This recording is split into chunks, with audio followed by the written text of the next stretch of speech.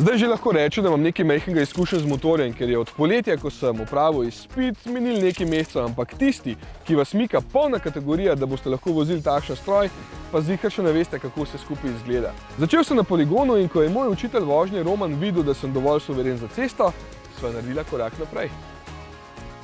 Poligon sva zelo korektno odpeljala, tako da sva nekje pripravljena za varno udeležbo v cestnem prometu.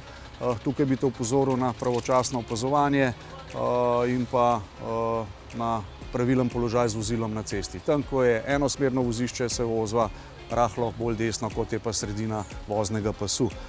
Pri prehitevanju, pri vožnjah mimo, pravočasno se prepričava, če lahko premik izvedeva, nakaževa smerno utripalko pravočasno, preverva mrtvi kot in potem šele začneva s premikom. Smerokaz gori celotno pot prehitevanja oziroma vožnje mimo, nazaj vračava brez smerokaza, samo s kontrolo ogledala in pa mrtvega kota.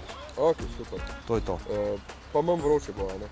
Manj vroče bo, ko se bova peljala, vsekakor. Ok, malo manj vroče je res bilo, ampak tukaj sem prvič videl, zakaj recimo cariniki ali pa na cestninah dovolijo motoristom, da prehitijo stoječo kolono. Mislim, če stojiš na mestu vsej tej opremi na žgočem soncu, ni fajn, no. No, naslednjič imamo plan obdelati že majhen bolj zahtevne elemente, se pravi kakšno speljevanje v križišču v klanec, prečkanje prehodov ceste čez železnico, mogoče malo bolj zahtevne ovinke križišča, potem pa naslednjič pa že vožnja po večpasovnih cestah in vožnja izven naselja in v križiščih večjih.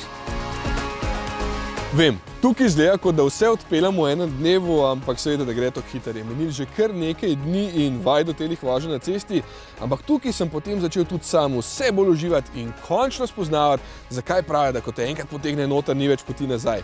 Da je kot droga, ampak tista dobra.